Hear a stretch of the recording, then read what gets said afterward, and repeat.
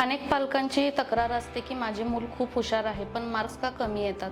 हे फक्त अभ्यास कमी केल्यामुळे होत नाही असे नाही. यामागे अनेक कारणे असू शकतात, जसे की मानसिक, वर्तणुकीशी संबंधित तसेच अभ्यासासंबंधित इतर कारणेही असू शकतात. यामागील पहिलं कारण म्हणजे एकाग्रतेचा अभाव. मुलं जरी हुशार असली तरी अभ्यासात लक्ष केंद्रित करू शकत नाहीत. टीव्ही तसेच आजूबाजूचं वातावरण यामुळे मुलांचे लक्ष विचलित होऊ शकते.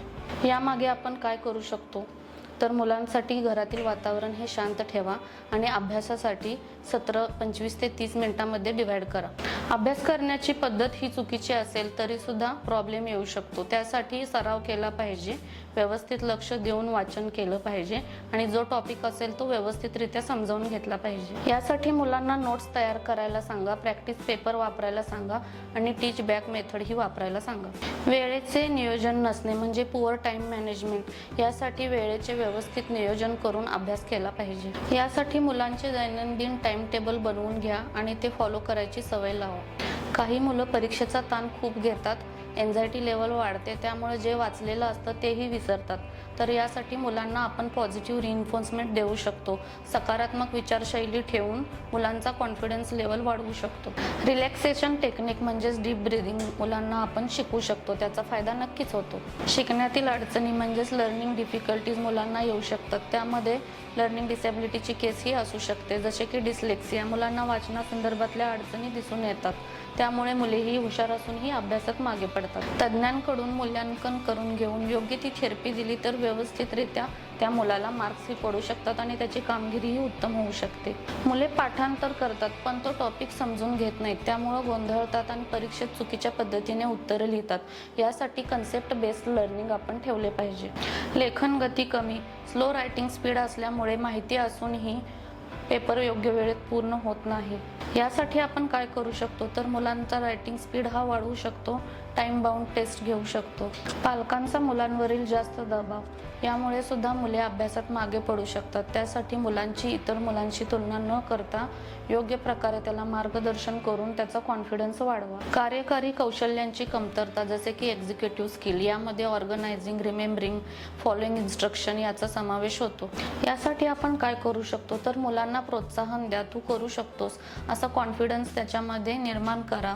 तसेच टू डू लिस्ट तयार करा. मुलाचे एक प्रॉपर व्हिज्युअल शेड्यूल बनवा. काही मुलांमध्ये ADHDचे ट्रेट्स आपल्याला पाहायला मिळतात. ही मुलं एका ठिकाणी बसू शकत नाहीत, सतत हालचाली करतात, सूचनांकडे लक्ष देत नाहीत.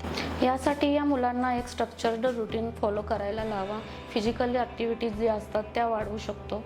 या मुलांसाठी आपण पॉझिटिव्ह रिइन्फोर्समेंट देऊ शकतो. तसेच टोकन इकॉनॉमीही वापरू शकतो आणि ज्या काही ॲक्टिव्हिटीज असतील त्या छोट्या छोट्या टास्कमध्ये डिवाइड करू शकतो. पुरेशी झोप न झाल्यामुळे मुलांच्या कार्यक्षमतेवरती परिणाम होतो, त्यामुळे 7-8 तासाची झोप ही मुलांना घ्यायला सांगा.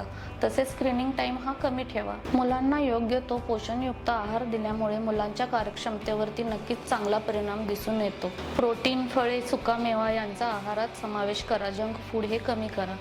प्रेझेंटेशन स्किल, परीक्षेत उत्तर माहीत असून हे योग्य पद्धतीने सादरीकरण न केल्यामुळे मुलांना अभ्यासात कमी मार्क्स पडू शकतात. यासाठी मुलांना प्रॉपर हेडिंग पॉईंट्स काढायला सांगा. कीवर्ड्स जे असतील त्यांना अंडरलाईन करायला सांगू शकता. Lack of practice, concept clear नसल्यामुळे चुका होऊ शकतात. यासाठी आपण काय करू शकतो तर मुलांकडून टेस्ट पेपर सोडवून घेऊ शकतो. स्वतःचे मूल्यमापन न करणे म्हणजेच सेल्फ ॲनालिसिस न करणे, त्यामुळे मुले चुका करू शकतात.